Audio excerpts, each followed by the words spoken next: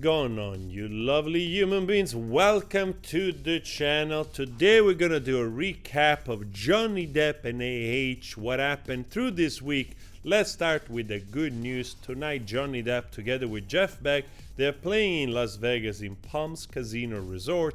Many of the YouTuber community following JD are going there. I look forward to see their videos.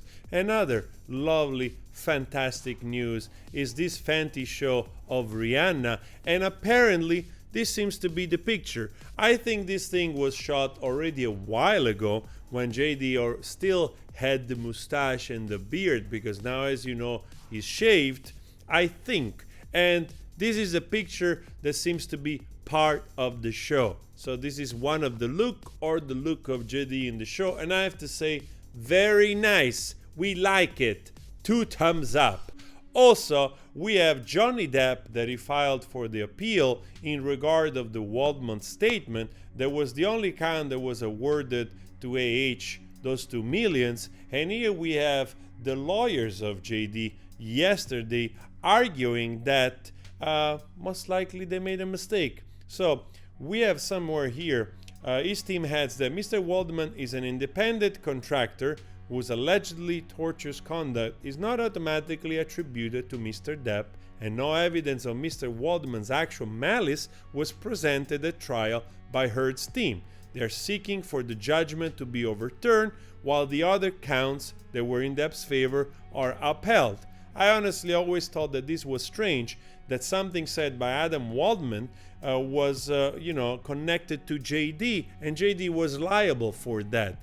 Even though Adam Waldman was a lawyer of JD at the time, but still, the fact that you work with somebody doesn't mean that you own them 24/7 and that you're responsible for everything they say on their Twitter account, that, by the way, is still being blocked. So we will see if Adam Waldman also comes back on Twitter, because most likely he was false flagged by the bots. I've seen several videos on this, and there is a good chance that perhaps Johnny Depp could win this appeal, because it feels like that this whole instance was wrong from the start. The other news of the week is that Amber H deactivates her Twitter account just 1 week after her ex-boyfriend Elon Musk becomes the owner of Twitter. So you really wonder if she was hiding something and she was afraid that those conversations would be, like snooped in, because, as you know, of course, most likely those things are backed up. And even though she thinks that she erased everything, if Elon Musk really has intention to find out what happened in the past, or trying to find some juice, some tea spilling, most likely he can still access her account, the backup of the account, and so on and so forth. So we will see also how that goes, and also the €8 a month about Twitter to get the check mark. Honestly, I don't have much against it, especially if it helps to get rid of all the bots that, as we have learned